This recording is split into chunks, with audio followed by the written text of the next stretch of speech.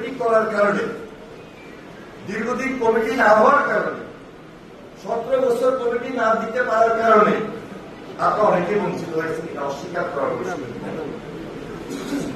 এরপরও কেন্দ্রে আগের মিটিংয়ে আমি বলেছি, আগের যে লিস্ট অনুযায়ী 51 সদস্য বিশিষ্ট কমিটি কেন্দ্রে জমা দেওয়া হয়েছিল, 33-এর পাশাপাশি বাকি লিস্টগুলা যেন কেন্দ্র জেলা বিএনপিকে একটা নির্দেশ দিয়ে দেয়।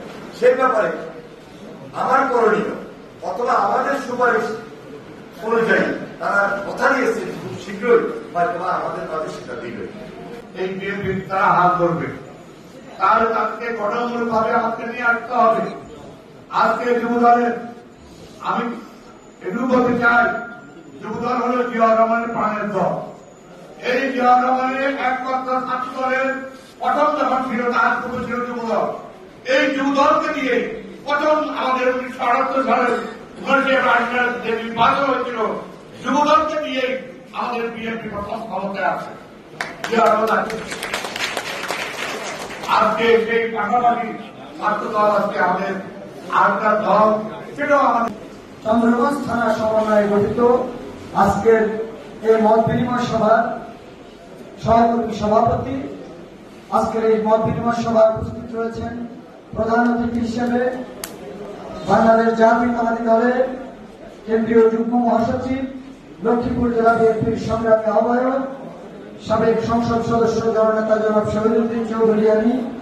বিশেষ অতিথি হিসেবে উপস্থিত রয়েছেন লক্ষ্মীপুর জেলা বিএনপির সংগ্রামী সদস্য সচিব জনাব শাহাবুদ্দিন সাহু সহ লক্ষ্মীপুর জেলা যুবদল এবং লক্ষ্মীপুর পৌরসভা, সদর উপজেলা এবং চন্দ্রগঞ্জ থানা যুবদলের সকল স্তরের নেতৃবৃন্দ, আসসালামু আলাইকুম।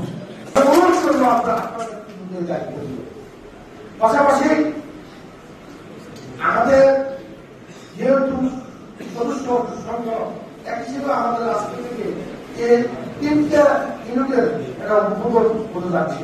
নতুন করে আমরা প্রত্যেকটা ইউনিয়নের ওয়ার্ড পর্যায়ে, পৌরসভার ওয়ার্ড পর্যায়ে আমরা সংগ্রহ করবো।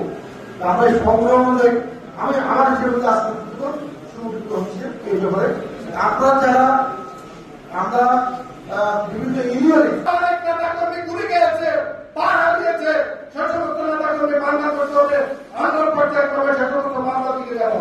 আমি বক্তব্য নির্যাতন করবো না, আমি শুধু একটি কথা বলবো, আমাদেরকে নেতা নির্বাচন করতে হলে অনেক কঠোর হতে হবে। আমরা আপনাদের উপর কঠোর হতে চাই না। যাদের বিরুদ্ধে অভিযোগ আসছে এদেরকে আগামী দিনে প্রার্থী হতে দেওয়া হবে কিনা এটা নিয়ে অনেক কথাবার্তা চলছে। আমরা আল্লাহর হস্তে আপনাদের দীর্ঘ কষ্টের প্রতি সম্মান জানিয়ে, দীর্ঘ ত্যাগের প্রতি সম্মান জানিয়ে বিনীতভাবে অনুরোধ করবো, আপনাদের প্রতি বিনীতভাবে অনুরোধ করবো, যেটা দলের জন্য আপনার নিজের জন্য প্রয়োজন। আগামী দিনে নেতা নির্বাচিত হতে হলে আপনাকে সেই সুন্দর চরিত্র উপস্থাপন করতে হবে। যেহেতু ভোটের মাধ্যমে নেতা নির্বাচিত হবে, সেজন্য আপনাদেরকে নিজেদেরকে সেভাবে উপস্থাপন করার জন্য ন্যূনতম বিন্দু মাত্র কোন অভিযোগ যেন না আসে, সেদিকে আপনারা নিজেরা সদস্য থাকবেন।